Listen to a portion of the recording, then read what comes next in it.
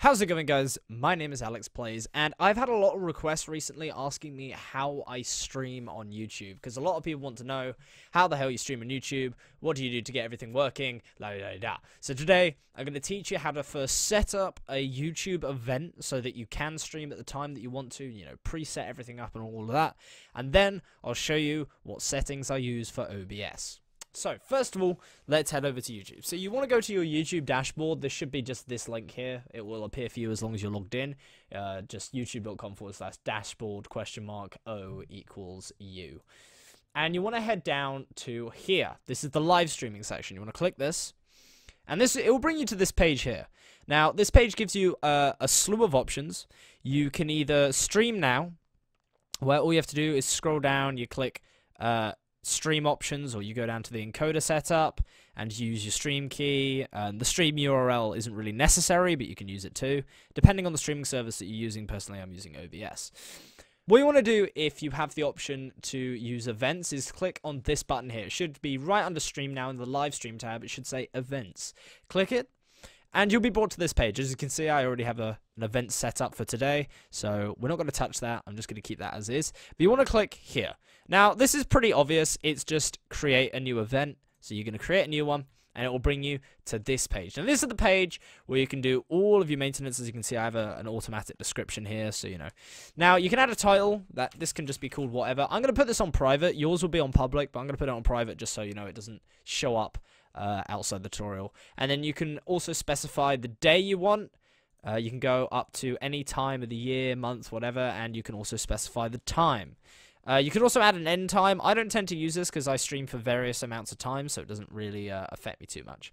You then want to add your description. Now, descriptions aren't imperative, but it's nice to have them, like, for instance, with donation links and things like that, everything that you can. You then want to add your tags. Now, these tags can range from anything depending on what you're playing. I very often use gaming ones. If you're streaming, say, building, you might want to use DIY related tags. So let's say, like, I was streaming Minecraft, which is something I commonly stream because I have a big audience in it. You would say, like, you just put Minecraft and you separate each tag with a comma like that, and then you can type another one. So say cats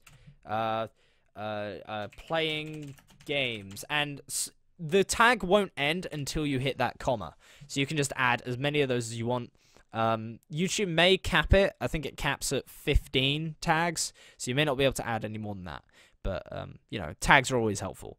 Next up, you just want to click this button down here. When you're ready, you click Create Event. Now, this will set up the event. This is now viewable to the public. And they can come on the stream. They can say, oh, hey, I'm ready for the stream. Now, what you want to do next is create or select a thumbnail. Now, I already have a load of custom thumbnails that I've made or other people have made for me. So I normally just pick between a couple of them, depending on what I'm streaming. So let's say we'll keep with the Minecraft theme, and I'll open this one. And while this loads, you want to set up what you're going to be streaming. Now, this is quite important because it's quite hard for some internet connections to stream 1080p, 4K, whatever. So, basically, this is what I would recommend. If your internet connection has an upload speed of between 10 or more megabits per second, you can stream in 1080p. If you have a sort of connection of 15 to 30 megabits per second, you can stream in 1440p. And finally, if you have a connection between 30 megabits per second and 60 megabits per second, you can stream in 4K. That's quite intensive. I do not use 4K or 14p. I stick with 1080. One day maybe. But basically, select the one that's best for you. Now, remember the bitrate. Remember what the bitrate will be. You want to also enable 60 FPS if you want like a higher quality stream. Personally, I keep it enabled. It's just for the sort of effect. Now, you want to copy the stream name, this here. You want to copy this out and save that for later, because that's going to be used in a second. Right. Finally, you want to click Save Changes, and you can now head over to the live control panel. This is where everything you'll be controlling the stream from, whether you want to insert ads, or you want to do intersections or highlights, whatever, give up special messages. Right, so now we're going to head over to OBS. It's going to be a bit trippy. because obviously I have OBS running to record this, but you know, we'll try our best. So let's head over to OBS. Okay guys, so here we are in OBS. I've opened up the settings tab just down here. As you can see, the background's a bit trippy. Look, I've got like 3 mice over here. That's only because I'm overlaying OBS onto itself, so you know. Right, so we're going to start off by going to the encoding tab. Now, the encoding tab, it doesn't look the same for me. For you, it's going to look slightly different because obviously I'm recording. Now, there are a few things you want to do. For one, you want to click Use CBR. Make sure that is selected so that you can use, you know, custom bit rates. You can use the CBR and everything like that. Now, depending on what you selected, remember back earlier where it said, like, YouTube recommended you bit rates to use? Well, you want to go about 500 kilobits per second over the maximum. So I normally use 400. It recommends for me between 3,000 and 600 megabits per second. So I took the middle ground, went with 4,000, and then you just add 500 to that. So the middle ground plus 500, and that will give you a stable stream. So that will end up looking like that. My custom buffer size I have at 3,500. That's just something that I have. You don't need a custom buffer size. I think it's recommended to be around about 1,000 at standing. But that's pretty much it. That's all you have to do with this page. You don't have to do anything else. It's just these two right here. Now, obviously, I can't save this or it will stop me from recording. So we're now going to head over to the broadcast settings. So in here, you want to have live stream selected. Make sure live stream is selected. Now, obviously I've got these errors down here because I am recording. I would have to like save everything and make sure all of that done. Now, remember the stream name that we highlighted and copied before? Well, that's where you're going to put it. You're going to make sure live stream is selected. You're going to make sure the streaming service is YouTube Gaming. Just use the primary YouTube server because that's just the easiest. Auto reconnect should be on. Auto reconnect timeout, I just have it 10 seconds, so if you don't reconnect within 10 seconds, it just cuts off the stream. And then you have also all of these. I don't have these ticked because I feel like it reduces the quality a bit, so I just leave them unticked. Now, in here, you want to paste your stream name. You can see mine didn't really change, but trust me, it did. It changed underneath. You don't really want a buffer or anything like that. The file path isn't really necessary, but I would recommend putting it in there anyway.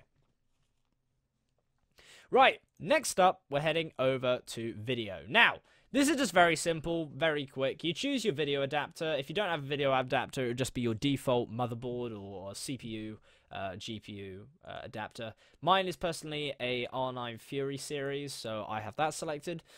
I have a custom base resolution. That is simply because I play in like full screen window games, so I want them at a certain size. So as you can see, I use 1920 by 1080. That just gives me a HD file. That gives me a HD output. So if you're using 1080p, I would recommend this. If you're using 4K, obviously do the 4K resolution. I don't have monitor selected. My aspect ratio for my monitor is 16:9, or that causes a 16:9 aspect ratio. I have no resolution downscaling, and I run at 60 FPS.